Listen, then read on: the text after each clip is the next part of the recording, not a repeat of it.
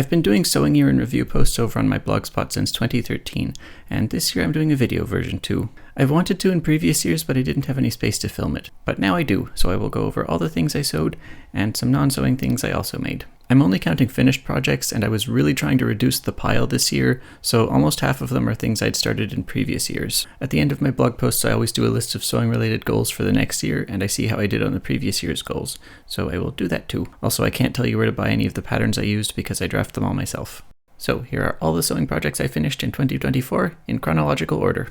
The first finished project of the year was this pair of mid-18th century gloves. I made them for the sewing portion of my glove video. I hadn't planned on making these because I was going to film the construction of the stripy dragon gloves, which were my last project of 2023, but after I finished painting them I was worried the stripes might cause eye strain for some viewers, so I made a plain pair to film instead, and according to several commenters I was correct about the eye strain, so I'm glad I did that. It was my first time sewing facings on gloves, which was a learning experience, and the second one turned out better than the first. I mentioned in the video that I was considering adding trim to hide the wrinkly edge, but none of my trim looks good on them, so I didn't. I've worn these quite a few times. They're a bit wrinkly at the moment because they were dirty and I washed them.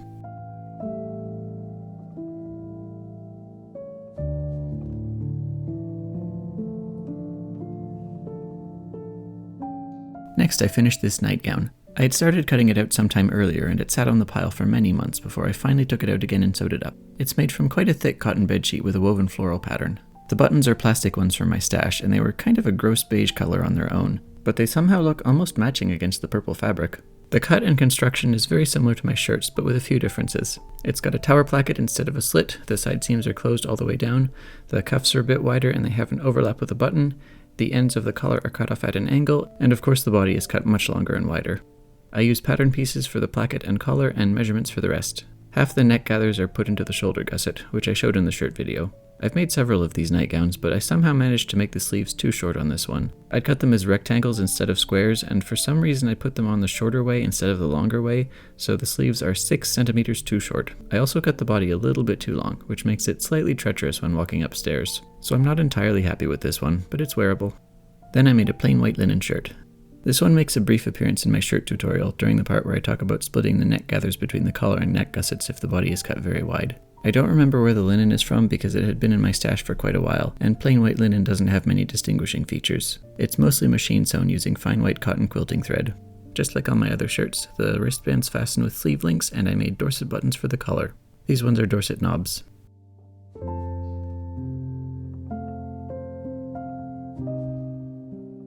This green silk petticoat was something I had not planned on finishing. I first cut it out in 2013 and started sewing it up, and then I got bored with gathering the ruffle and it sat in a bag for 11 years. I'd gotten rid of most of my pre-transition projects years ago, but this one stayed in my stash because it was mostly just 2 big rectangles of fabric and I thought I might cut something else out of it. But then I realized that it would be the perfect thing to cover up the lower half of my mannequin, Mr. Fiberglass.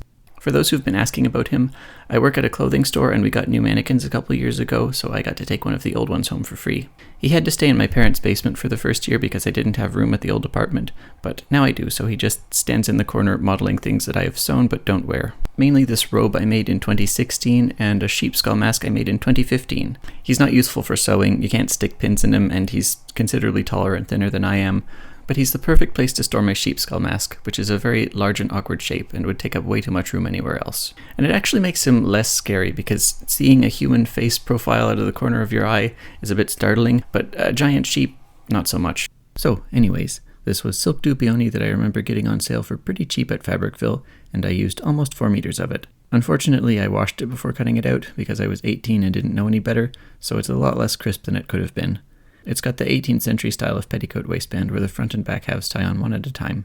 I did a scalloped ruffle around the bottom, which was very time consuming. I had initially started sewing it up without finishing the edges, so when I got it out to work on it again, I picked it apart and serged all the raw edges on the industrial serger at work. Then I kept it at work for a while and sewed it up on the regular industrial machine. I like to keep a project at work so I have something to do on slow days when I finish early.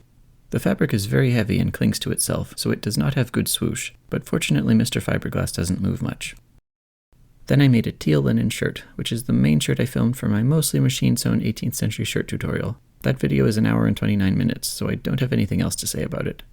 I really like the color and I think it goes well with a lot of things.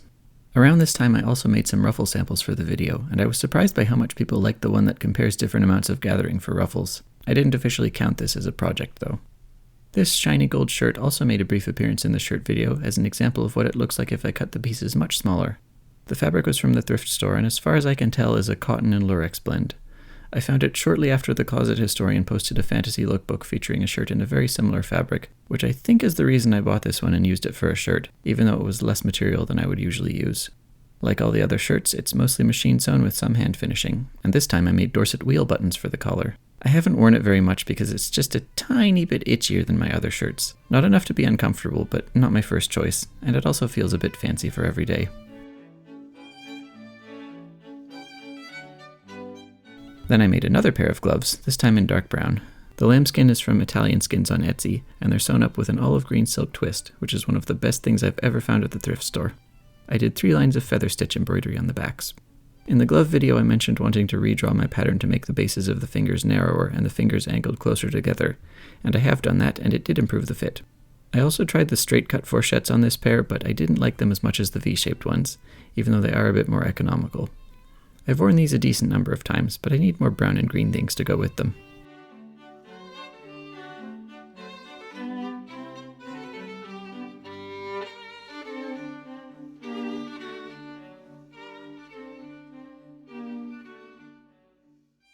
This sage green linen shirt was the one I photographed for the written version of my shirt tutorial over on my blog.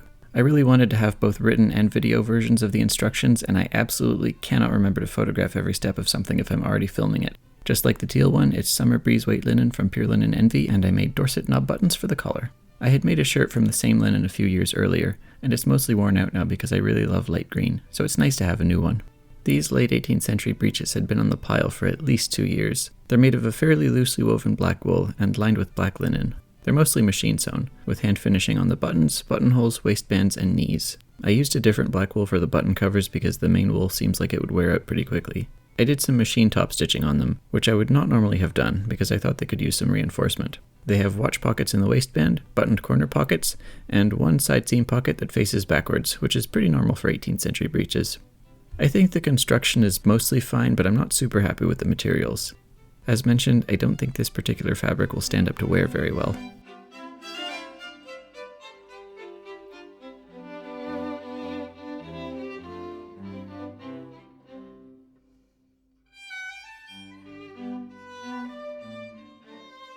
By 18th century standards, this is a sleeved waistcoat because the back and sleeves are a different material and would be hidden when worn under a coat. But I'm calling it a jacket because I meant it to be a jacket for my everyday wardrobe. The fronts and cuffs are wool from a picked-apart skirt somebody gave me years ago. It was originally navy blue, but I overdyed it with magenta to make it this nice dark plum color. Because it was skirt pieces, I had to do a lot of piecing on the fronts, but I like doing piecing. The back and sleeves are a fabric I'd been very excited to use for a while. 6 beautiful cotton napkins that I found unopened in the package at the thrift store. They were big enough that I only had to piece them at the waist. I didn't get any good pictures of them before cutting, but I later found a couple more of the exact same design at the same thrift store in orange. As you can see, they're a nice heavy weight, and the stripes are woven with a lot of different shades of thread. The lining is partially a light purple silk taffeta remnant from Renaissance fabrics, but it was too small to do the whole thing, so I also have a bit of white silk taffeta pieced onto the corners, and the upper back and sleeves are lined with a cotton silk blend. The pocket bags are leftover cotton from that nightgown. I've had 7 of these vintage grape leaf buttons in my stash for as long as I can remember, and I didn't know if I would ever use them because 7 buttons is not very many for me. But then I had to look around and found 6 more of the exact same design on eBay, which gave me the perfect number for this jacket. And the buttonholes are something I've wanted to try for quite a while. They're made of small strips of metallic leather, which are sewn down to the edges of overcast holes with a widely spaced buttonhole stitch in metallic thread. This was inspired by various 18th century metallic buttonholes made with strips of vellum wrapped in metal plate, or in one case this very wide strip of metal that's sitting on top of what I think is a strip of vellum. I've done a few samples of various 18th century metallic buttonholes, and I would like to post more thoroughly about them someday, once I've made more. For the lining behind the buttonholes, I did the piecing method, which I discussed in my buttonhole video. This is also the jacket that definitely doesn't have any crunchy burn marks on any of the seam allowances, because it would be very foolish to use an antique electrical iron on a project without testing it on a scrap first, and I definitely didn't do that. I'm really happy with how this turned out, even though I haven't worn it very much yet. I originally made the front lining too tight and it was pulling up the hem a little bit, but I let out the bottom of the lining before filming this video, and now it's much better. It goes very nicely with the gold shirt and the teal, and especially with the gold and purple gloves I made the year before. I don't have any pants that I like with it though. I feel like it would go better with a really dark brown than with black, because the woven stripe has some brown in it, or just with more shades of purple.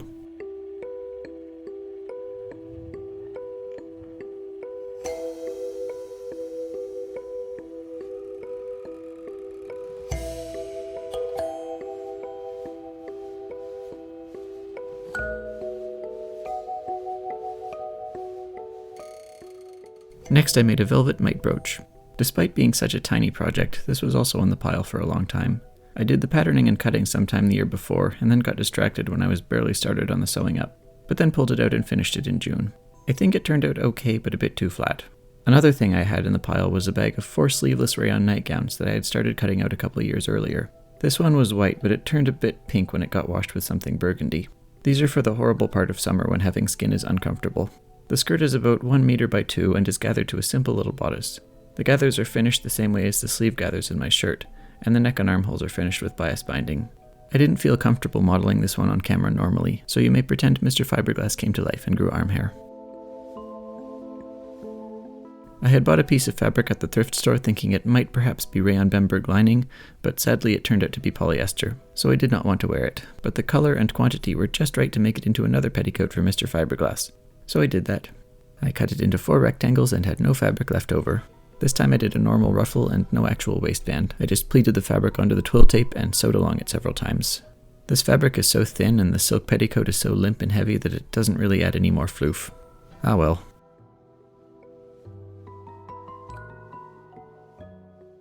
This mask is very difficult to see in and it makes me slightly dizzy.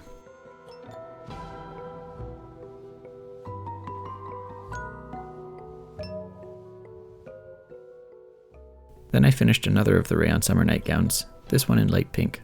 I have no memory of acquiring this fabric.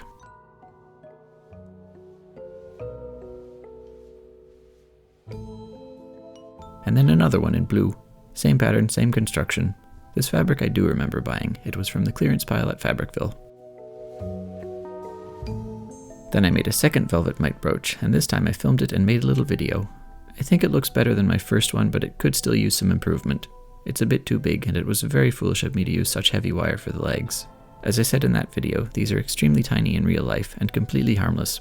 I got one comment calling it my old friend moving red dot, which is a very good description.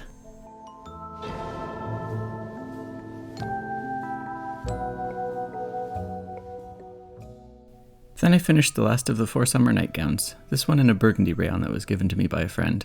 This was the something burgundy that the formerly white one got washed with.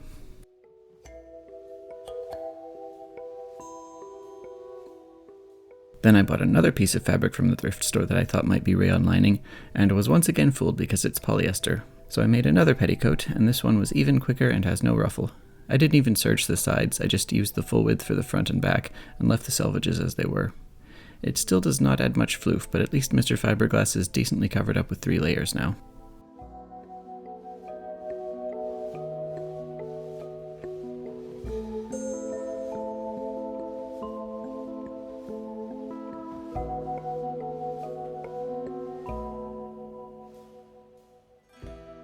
These pants were also on the pile for at least a year or 2.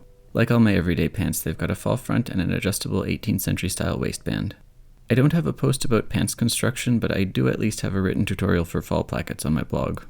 The fabric is cotton twill, which I got on a buy 1 meter get 2 free sale at Fabricville over a decade ago, and I still have quite a lot of it left.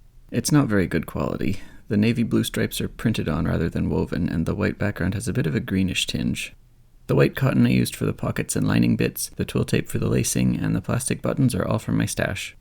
I took the pieces to my parents' house so I could finish the edges on my mother's serger, because rethreading the industrial serger at work is a chore to be avoided at all costs, and then I sewed it up on the industrial machine at work. I like sewing pants on the industrial because the thread we have at the shop is thicker, and I can do the hems on the blind hammer there. Though I was not happy with the tension on some parts. The top stitching on the waistband looks awful, but they're finished and wearable and good for warm weather.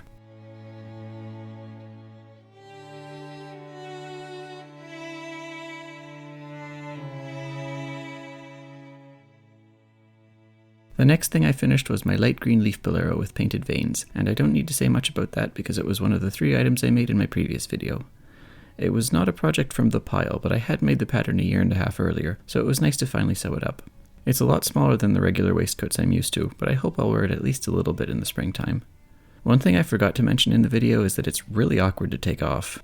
A full-sized waistcoat has plenty to grab onto, but this thing is so small that I can't quite bend far enough.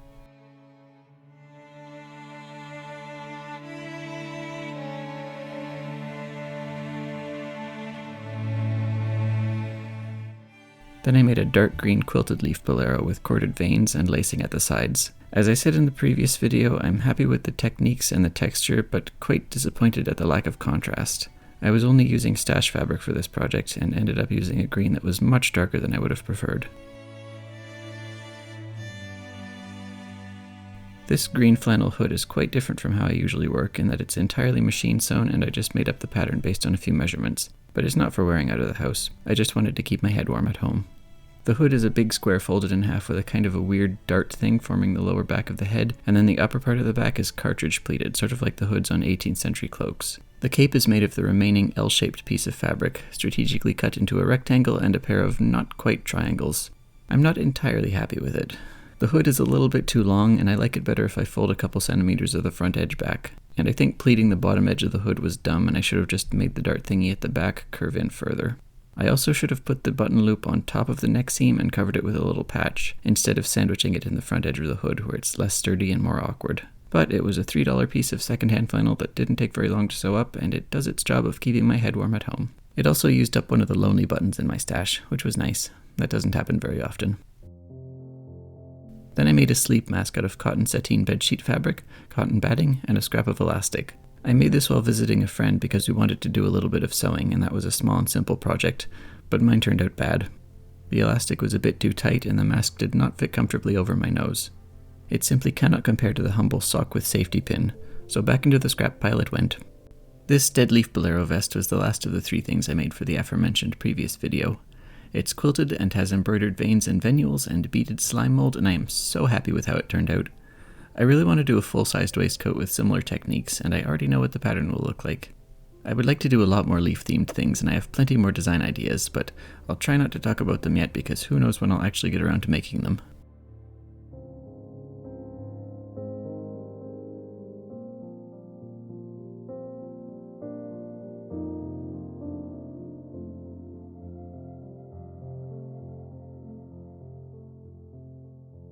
Then I made another shirt because I found a big piece of black cotton voile at the thrift store for $3.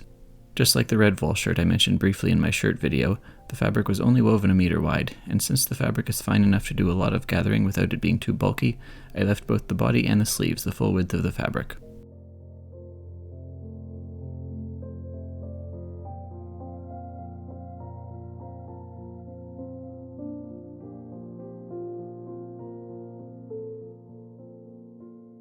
And then I finished another thing from the pile. I'd cut out most of this waistcoat at least 2 years ago, got distracted by something else, and left it to sit in a bag, as I so often do. Like the purple jacket, the wool is pieces of a pencil skirt that was given to me ages ago, and which I overdyed. It was originally grey and I dyed it with green, so it might look black on camera, but it's actually a very dark green. The back is a few small bits of linen that I pieced together, and the lining is a dull yellow striped silk taffeta that I bought on a road trip in 2018. The back is unlined, and I just covered up the seam allowances on the piecing with strips of thin cotton. There is a little bit of machine sewing in some places, but most of it's by hand. I really need more everyday wool waistcoats in my wardrobe, so I'm very glad it's finished.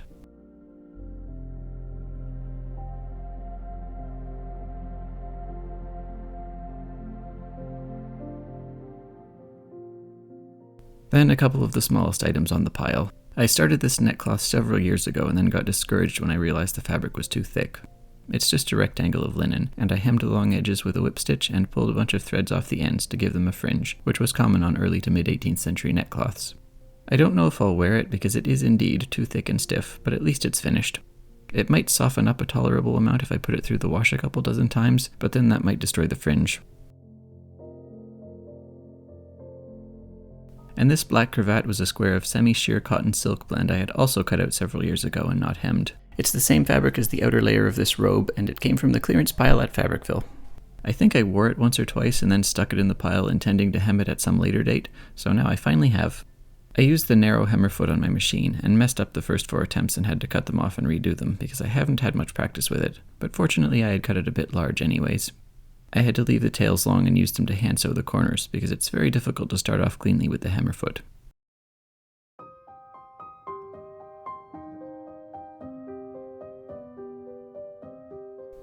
And the very last thing, finished only a few hours before midnight on December 31st, was this bright blue silk late 1780s to early 90s waistcoat. The fabric is from Pure Silks, and they still have the same one available, but it's about $10 more expensive now than it was 4 years ago when I bought it. It's got a nice woven waffle texture, which I didn't want to deal with on the buttons, so I covered them in a different blue silk. The back is a heavy linen twill from Pure Linen Envy, and the fronts are lined with a couple different scraps of glazed cotton. This had also been sitting in the pile for 2 or 3 years, and it's been about 90% finished for quite a while now. The reason I hadn't completely finished it was that I always have trouble fitting the shoulders on waistcoats with stand collars. My shoulders are not the same size, and they're also a shape that just doesn't work well with the seam placement. A few layers of batting to pad things out does help a bit, but no matter what I do, I always have at least a few wrinkles in the shoulders. But I sewed the dang collar on and I finished it, and the shoulders are wrinkly, but the rest of it looks good, so it's fine when it's under a coat. I'm glad it's done, and I don't hate it, but I do think I will draft a new waistcoat pattern. The neck hole got kind of stretched out when I put the collar on, so there's a bit of a weird curve at the top of the lapels, but it's fine, it doesn't really show.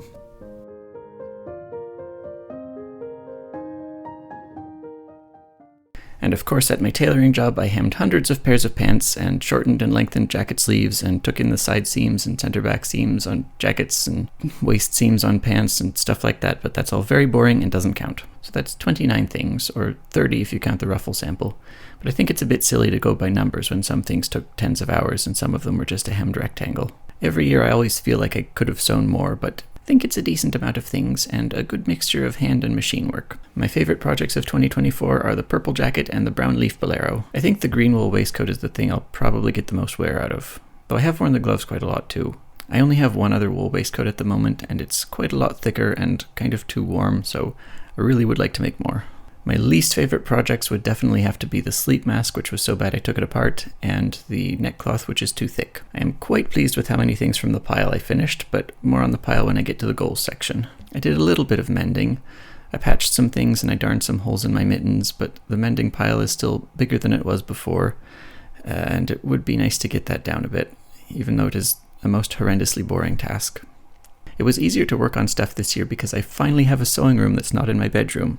I had to move on pretty short notice in December 2023, and I got very lucky and ended up in a place where I have 2 rooms instead of 1. So this has been the first year of my life when I've had an actual sewing room. I also went from having 1 sewing machine to having 3. I got a FOF 360 for super cheap at an estate sale when my usual Singer 1591 was acting up, but it turned out the FOF was kind of gummed up on the insides, and I haven't got all of it unstuck yet. I've never had a machine that can do zigzag, but I will once I get the side-to-side motion of that machine back into working order. Then later in the year I was gifted a beautiful mid-1880s white VS2. It was very gunky and dirty, and I cleaned it up and got a new drive belt and bobbin winder tire and some very big long needles, and it's working just fine. It's got quite a different rhythm from what I'm used to with electrical machines, so I'll need to practice a bit. So far I've mostly just used it for gathering stitches. I do really like to be able to backstitch if I'm doing something by machine, but I think it would be good for patchwork too. It's weirdly difficult to find information on white machines considering how popular they were. Speaking of which, I also got a serger for free, and I think it works, but I don't know because I can't use it yet because I'm having a very hard time finding needles with a small enough shank to fit it. It did not come with a manual. The holes are so tiny. I made 4 videos in 2024, which is not very many, but 3 of them are over an hour long. I also made an unscripted one for Patreon, but it took a lot less time. I do wish I could make my video ideas exist faster because I have so many of them, but there are so many other things to do and I don't like to rush it. And for non-sewing stuff, I didn't write all of it down in a list like I did with sewing projects, but there's not that many interesting things. In January, I made a skipping rope out of a pair of old curtain poles because I was really restless and wanted to go for a walk, but the sidewalks were completely covered in ice, so I just skipped a bunch indoors instead. I made a cork board for the wall above my desk by gluing some cork tiles to a framed piece of particle board I got at a rummage sale. I did some drawing, but not as much as I would have liked. My sketchbook is usually quite neglected, which is something I complain about every year. I think I at least sketched more than I did the year previous. I painted my bedroom walls this summer. When I moved in, they were a really miserable cold pastel blue that clashed with pretty much all of my things and stuff, and now they're a nice friendly light green. The biggest thing I made was a backdrop for filming outfits. I used a big canvas drop cloth and painted on some bare trees in brownish grey. I wanted it to look nice but in the most neutral way possible so it wouldn't clash with anything I might wear in front of it. And so I could draw a bunch of different styles of PNG frame to put over it depending on what I was wearing. I haven't drawn very many so far, just a basic tree one for the shirt video and an oak leaf one for the leaf bolero video. I wasn't super happy with the layout of the oak leaf one, but I was very pleased with how I did 3 different colored versions and then faded from one color to the other as the outfits changed. I forgot to mention that I don't have any kind of lighting set up in here yet, I've just been using the ceiling light, which is not horrible, but it's not ideal, and it would be nice to get some actual lighting at some point. I'll have to do some research first because I don't really know much of anything about lighting. Also, this room is not in my lease, but the landlord said it was okay to film in here because no one else is really using it for much of anything. Now, my list of goals for 2024. I never get all of them done, but it's nice to set some goals anyway. I figure if I do more than half of them, I'm doing pretty good. At the top of my list last year was make a very thorough machine-sewn shirt tutorial video and an almost equally thorough tutorial blog post. I did do that. I've been meaning to for several years now, and it was a lot of work, but I finally got it done. Oh, that sun is right in my eye. It includes pretty much every single thing I have to say about machine sewing 18th century shirts, so I don't have to post about it anymore. And I get very few follow-up questions. Second item was start that 1720 suit, even if it's just a bit of pattern drafting. I did not do that. I didn't do anything at all for the 1720 suit, unless you count a failed attempt at dyeing fabric. I've had most of the materials for several years, and I've got a big piece of dark blue cotton velvet, which should work pretty well if I dye it black. But I didn't get it all the way to black, so I'll have to try again. I don't need advice for that one. My mother teaches dye classes, and I have taken dye classes, and the only thing I did wrong was not using a high enough concentration of dye. When I do eventually get to it, the 1720 suit will be quite a large project, and I'm probably going to hand sew all of it. I've got an amazing silk brocade obi for the waistcoat, and red silk taffeta for the lining. And I'm going to do metallic buttonholes, and I'll have to learn how to do metallic thread buttons. I will also have to learn how to style wigs. I haven't done any historical photo shoots since 2021 because I don't have enough of my real hair left to style, and I don't have any historical wigs, but I will have to face wig styling at some point. Right now I still want to focus on working through the rest of the pile and hopefully filling out some of the bigger gaps in my everyday wardrobe, but I will get back to more properly historical costuming at some point. Some of the stuff in the pile is definitely in the historical costume category, and a lot of my everyday projects are still pretty fancy and historical. It'll just probably be a while before I start another complete historical suit. Next item was buy more silk twist and actually use it. I mentioned in the buttonhole video that I'm very bad at letting myself spend money on silk twist and that I'd only ever used it on one garment. I did buy some more silk twist in 2024 and I used it for buttonholes on one garment, which was the green wool waistcoat. I did also use that thrifted green silk twist on the brown leather gloves, which makes 2 projects, which is not very many, but I didn't finish a lot of tailored things, and the buttonholes on the blue silk waistcoat were finished the year before. I don't want to put expensive silk buttonholes on things like shirts and everyday cotton pants, but I do want them on my waistcoats and jackets and things. And I did the gold leather buttonholes on the purple jacket instead of regular ones, so I would say I did pretty well on this one. Next one is take stock of everything in my wardrobe and have a good think about what it's most in need of, and then make more pants. I finished one pair of pants, and it was one from the pile which was already about 80% finished. So, nope. I did think a lot about what my wardrobe needs, which is a lot more than just pants. But I do also badly need more pants. And I think the thing that's holding me back is that I'm not completely happy with my pants pattern. Finished the design for at least one printed to shape thing. I didn't do that either. I've wanted to do digitally printed to shape things for years, but have just never gotten around to it. I've done plenty of repeating prints, and I have some custom printed fabric, so as long as I have a scan of my pattern pieces, it should be pretty easy to draw a design to the exact right shape. Someday. I don't have a scanner at the moment, but I could go to my parents' house and use theirs. I didn't do any new repeating prints in 2024 either. Next item was reduce the total number of unfinished sewing projects in the pile. Yes, I did a good job on that one.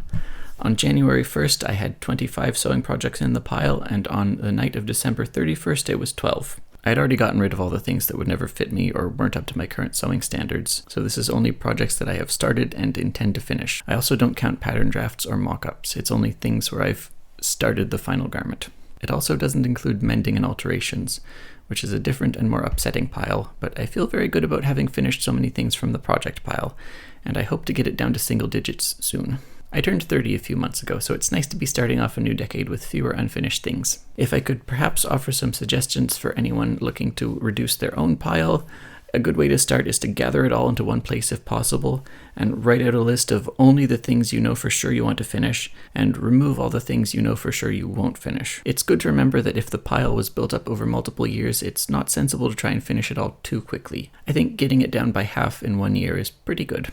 Then in late March, I edited the blog post to add an 8th goal, which was try to limit buying new materials as much as possible. That was partly because I have a pretty big stash, but it was mainly to save money. This past year was very expensive for several reasons, and I don't need to be spending money on new fabric. I didn't keep very good track of it, but as far as I can tell, I bought 21.6 meters of new fabric, which was mostly linings and shirt linen, and 6 lambskins and some cotton lace, which is not terrible for an entire year, but not exactly a small amount.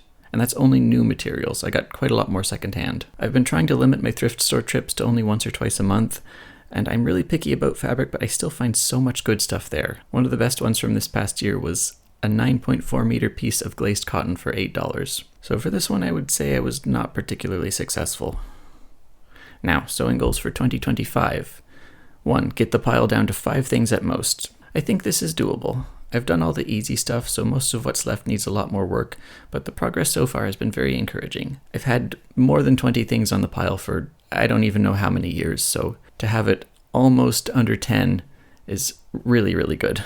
I want to be someone who starts a project and finishes it without letting it sit in a bag for weeks or months or years. I think the biggest one I have currently is the half-finished waistcoat embroidery that I started in 2018 and haven't touched in years, even though I do have space to set up my embroidery frame now. I don't want to have just one project at a time. It's nice to have a variety of things to work on, but I want a small enough number that none of them get ignored for too long. I think 3 to 5 would be ideal. 2. Draft a new pants pattern. My current pattern is pretty old and I've made lots of changes to it, so there are a lot of little things that I'm not quite happy with, and I think it's time for a fresh one. And hopefully I will then make more pants. 3. Make a new winter coat. My current winter coat is one I inherited from my grandpa, and it's in pretty sad condition. It's gotten to the point where my jacket cuff is getting caught in tears in the lining, which, yes, I could patch, but I don't want to. I've been sewing my own clothes for over a decade now, but I've never made a winter overcoat, so I think it's time I did that. I've already got the wool, I just need to get lining fabric and draft a pattern. I do eventually want to take apart my old overcoat and completely remake it with a new lining, but I can't leave myself coatless, so that'll have to wait until after I've made a new one. 4. Use more stash material. Limit buying new materials. The usual goal that almost everyone has. I would like to try and save more money, and I also don't have a lot of free storage space in the sewing room. So I want to only buy new materials if I need them for a project that also uses up stash material, like the lining I need to get for my overcoat. But I'm sure I can make a decent amount of things entirely from stash material. By new material, I do mean new, because I will still get fabric from the thrift store and estate sales, but I'm going to try to be even more picky. I do not need more white cotton bed sheets until I've used up some of what I have. Also, on the off chance that I end up making enough printed to shape designs to fill up a meter of custom printed fabric, I would make an exception for that. 5. Make more nightgowns. I have too many cotton bed sheets in my stash, as mentioned, and not enough comfortable long sleeve nightgowns. Those are pretty quick to make, so this one should be easy. 6. Work on more digital prints. Not exactly a sewing goal, but it goes on fabric, so it counts. I have not added any new prints to my Spoonflower since February 2022, and I like making repeating patterns. I have a lot of ideas, and it would be nice to make some of them. And this last one is also not strictly sewing related, but it's make more time for home decor projects. I have such a long list of decor things I want to work on, and I've barely done any of it. I've got a pair of sconce lamps that I want to repaint and put on the wall, and 3 lampshades I want to recover. I've got foam for seat cushions. I've got a stack of postcards from Marla Loon's Patreon and a stack of thrifted frames, and I just need to frame them and hang them up, and I still have not done that. I want to paint trees or vines or something on the slanted part of my wall because I can't hang pictures there. I want to learn how to repair the plaster on old picture frames, and I've got some furniture that could use a bit of work. This table has been wobbly for as long as I can remember, and it would not take very long to reglue all the joints, but I haven't done it, so getting some of that done would be nice. Not all of it, but some of it. This is the nicest room I've ever had, and it would be nice to put a bit more effort into it. All I did last year was paint my bedroom walls green and sew most of a braided rug. And I guess making a skirt for Mr. Fiberglass counts too. I also got some lovely furniture from estate sales, which is the best place to get furniture. And there are still a few more pieces I need to get, but that's a long-term thing. Someday I will find my own dresser and return this borrowed one. But yes, this time next year I want those sconce lamps to be up on the wall. It's very hard to narrow down a list of goals and very easy to get distracted by new projects, but I am trying to stay focused, and I will get through the pile eventually. In any case, I will sew things and I will film some of them. Thank you for watching, and a very big thank you to my patrons for helping me pay my bills. Bye!